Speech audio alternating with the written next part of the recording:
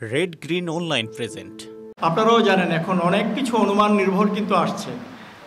So আমরা যদি যেহেতু আমাদের অলরেডি বলেছে উচ্চ পর্যায়ের একটা তদন্ত অলরেডি চলমান, প্রত্যেকটা বিষয় আমাদের এই তদন্ত প্রক্রিয়া চলে আসবে এবং অনুমান নির্ভর কোনো কিছু যে আমরা করব না সেই বিষয়টা আমরা আশা করি আপনারাও সহযোগিতা করবেন এবং আপনারা ইতিমধ্যে করছেন।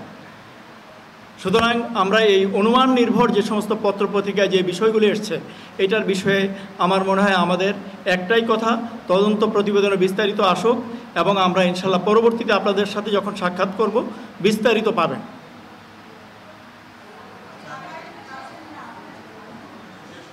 জি, আপনার আরেকটা পার্ট ছিল milestone school and college.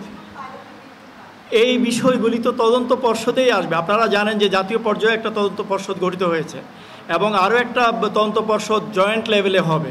So প্রত্যেকটা বিষয় কিন্তু আমাদেরকে টার্মস অফ রেফারেন্সে আমরা নিয়ে আসব এবং এটা আমাদের বিমান বাহিনীর অপারেশনাল রিকোয়ারমেন্টে আমরা কিন্তু নিয়ে আসব।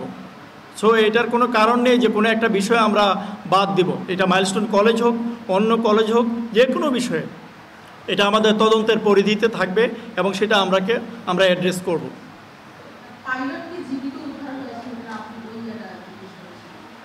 এই বিষয়টার ব্যাপারে আমার মনে হয় সিএমএস থেকে আপনাদেরকে একটা স্টেটমেন্ট ইতিমধ্যেই দিয়েছে যে ডক্টর ডিল করেছে বিষয়টা টোটালি, উনি কিন্তু আপনাদেরকে একটা প্রেস ব্রিফ করে একটা দিয়েছে। সুতরাং এই প্রশ্নটা আমার মনে হয় ওই সময় আপনারা উত্তরটা পেয়েছেন।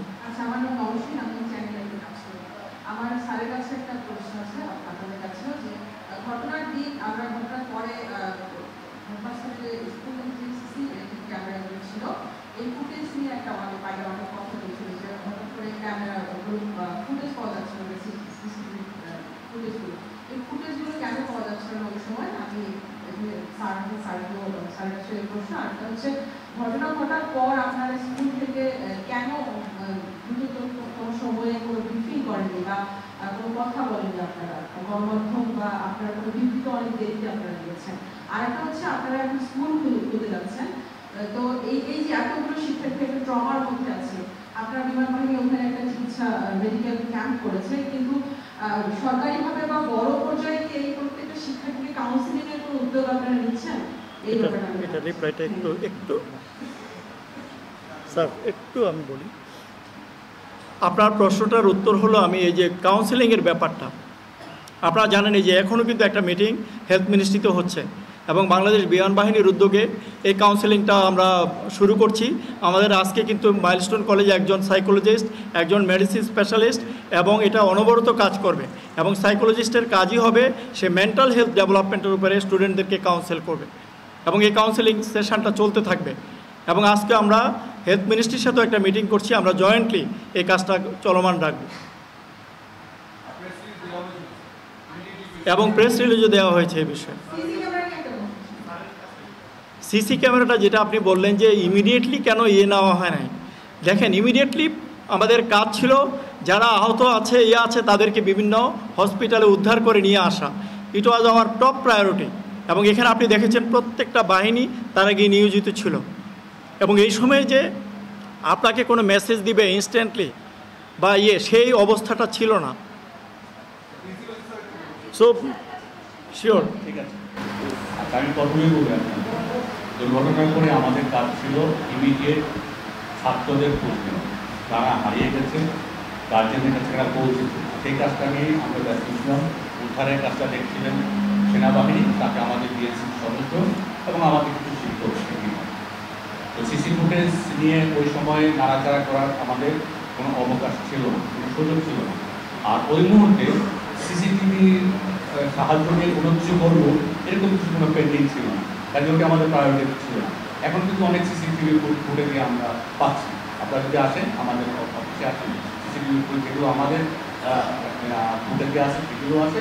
আমি তো সামাজিক যোগাযোগ মাধ্যমে দেখছি সিসিটিভি ফুটেজ, এটা আপনারা হয়তো আমাদের।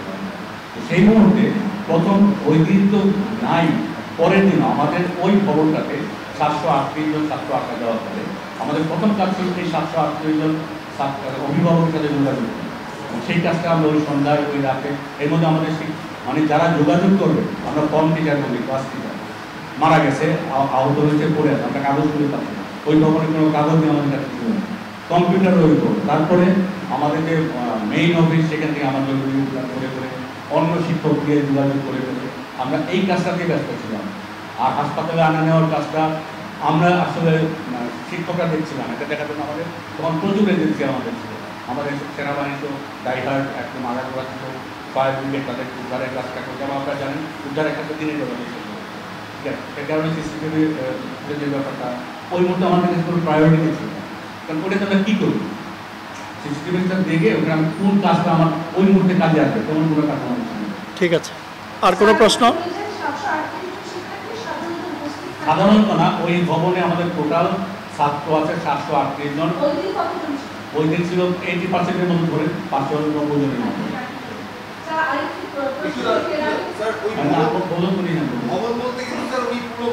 আমি পুরো 9 জন বলছি, আমি পুরো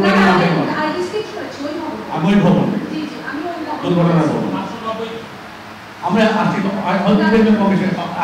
আমাদের গড়ে 80%, 82%, 81% উপস্থিত থাকে, সেটাও এখন একদম স্পেসিফিক আছে। ওই আরেকটি বিষয় সেটা হচ্ছে এর আগেও এই প্রশ্নটি এসেছিল, তথ্য আমরা পাইনি। সেটি হলো যে ওই ভবন নির্মাণ নিয়ে বিভিন্ন ধরনের বিতর্ক হচ্ছে।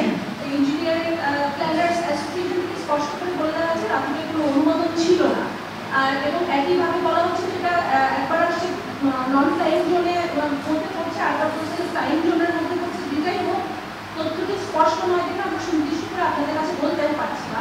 সেক্ষেত্রে আপনারা এই ভবনটি নির্মাণের আগে বিমান বাহিনীর কাছ থেকে কী ধরনের অনুমতি নিয়েছেন এবং তাদেরকে কাছ থেকে কোনো অনুমোদন নেননি, এই কথাটি সঠিক কিনা?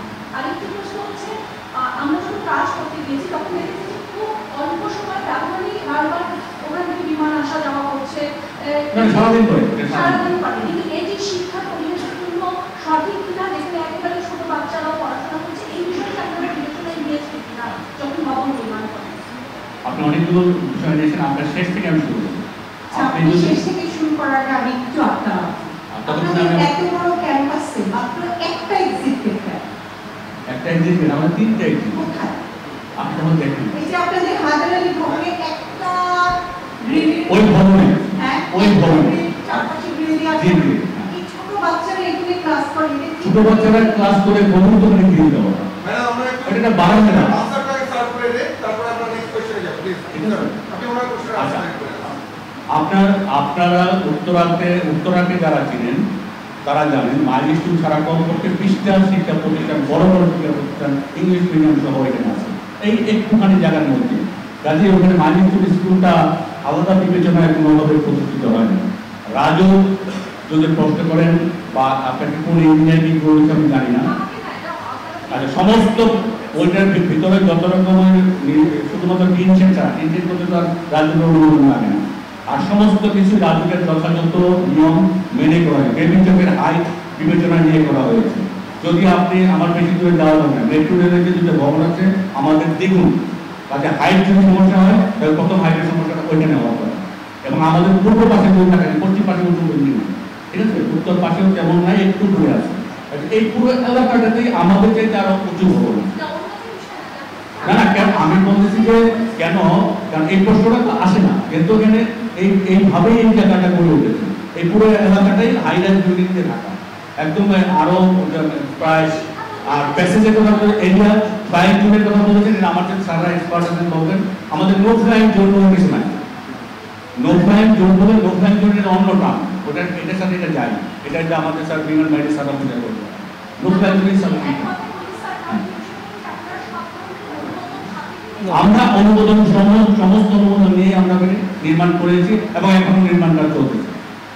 যাক, এই বিষয়টা কিন্তু ব্যাপারে যদি কোনো কিছু যদি দায়ী কেউ হয় সেটা হবে রাজু, কেন তার জায়গাতে বিনা অনুমোদনে। ঠিক আছে, ঠিক আছে, ঠিক আছে, আমরা একটু নেক্সট কোশ্চেনে যাই। আমি একটা প্রশ্ন আছে কাজের সম্বন্ধে দেখি, ওই ভবনটা গ্রিল দিয়ে যে আটকানো ছিল, নিচতলা, আমরা যেটি কি সরকারি প্রাইমারি স্কুল নিচতলা খোলা হয়, কোথাও গ্রিল দিয়ে আটকানো থাকে, আপনারা যে গ্রিল দিয়েছিলেন এটা কার সুপারিশে বা ইঞ্জিনিয়ার মানে ভবনের আর্কিটেক্টের সুপারিশে না নিজেরাই দিয়েছেন?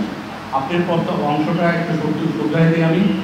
যেখানে নাকি নিচতলা হয় মানে এক স্টেপ দিয়ে ওঠা যায়, সেখানে গ্রিল থাকে না। আমাদেরটা আপনি খেয়াল করে নেওয়া যায় প্রায় 2 তলা পর্যন্ত হাইট প্রথম ফ্লোরটায়, কারণ এটার অন্য কারণ আছে।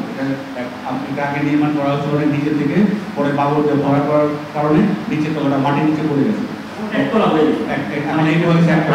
কিন্তু এক মানুষ সমান উঁচু। এখন আমার ক্লাস 3 থেকে 5 পর্যন্ত, 6 থেকে 8 পর্যন্ত বাচ্চারা কিন্তু দৌড়দৌড়ি করে। আমি এই রিস্ক দিতে পারি না যে এখানে কোনো একটা ব্যারিকেড নেই। এখানে ব্যারিকেড দেওয়া আছে, দুই পাশে দুটো গেটও আছে, মানে ওই মেন গেট ছাড়াও। যিনি বলছেন একটা এক্সিট, আপনারা আবার গিয়ে দেখতে পারেন দুই পাশেই দুটো এক্সিট আছে। বন্ধ ছিল, ডেফিনেটলি বন্ধ ছিল, কারণ আমাদের ছোটো ছোটো বাচ্চাকে কন্ট্রোল করতে হয়। পাশে একটা ক্যান্টিন আছে, ফট করে বেরিয়ে ক্যান্টিনে চলে যাচ্ছে, সেক্ষেত্রে আমাদের মনিটর করতে। এখন দুর্ঘটনা ঘটে গেছে বলে আমরা এই কথা বলতেছি, কিন্তু তখন আমাদের এটি সবচেয়ে নিরাপদ মনে হচ্ছে। আমার ছোটো বাচ্চাটা খোঁজ নেই, হুট করে একটু আসতে পারে, এরকম প্রায় হচ্ছে। অভিভাবক এসে তার বাচ্চা পাচ্ছে না। এখন অভিভাবক আমাদের ঘরে আমার বাচ্চা, আপনার বাচ্চা, আমি আসবো দেরিতে, আপনার বাচ্চা আমি রুম থেকে নিয়ে যাবো, তারা নেয়। এটা প্রতিদিনই ঘটে। ছুটির পরে 1 ঘন্টা, 1.5 ঘন্টা, 2.5 ঘন্টা পরেও কোনো অভিভাবক আসে, বাচ্চা বসে থাকে। ঠিক আছে, এক্সিট আমাদের 3টা ছিল, নিচের তলার 3টা এক্সিট ছিল, দুই পাশে দুটো এবং মেইনটা, যেটা দিয়ে সবসময় আমরা কথা তালা মারা। আচ্ছা, লাস্ট প্রশ্ন সেটা হলো যে গুজবটা ছড়িয়ে গেছে গণমাধ্যমে যে স্কুল ছুটি হয়েছিল কি হয়নি, এটি কোন সিসিটিভি ফুটেজ আমরা পাবো কিনা? আমরা ছুটি হয়ে বাচ্চারা যে বের হয়ে চলে যাচ্ছে, এটি কোন সিসিটিভি ফুটেজ আপনার কাছে আছে? আমি বাচ্চারা চলে যাচ্ছে মানে ছুটি হয়ে যাচ্ছে। প্রশ্নটা আপনি এই প্রশ্নটা কেন কমেন্ট বুঝি না। আমাদের রুটিন দেখেন না, আমাদের রুটিন হচ্ছে একটা ছুটি, প্রতিদিনের ছুটি। এটা ওই দিন হঠাৎ করে ছুটি হয় না, আমাদের একটা ছুটি, সমস্ত স্কুল আমাদের একটা ছুটি। ঠিক আছে,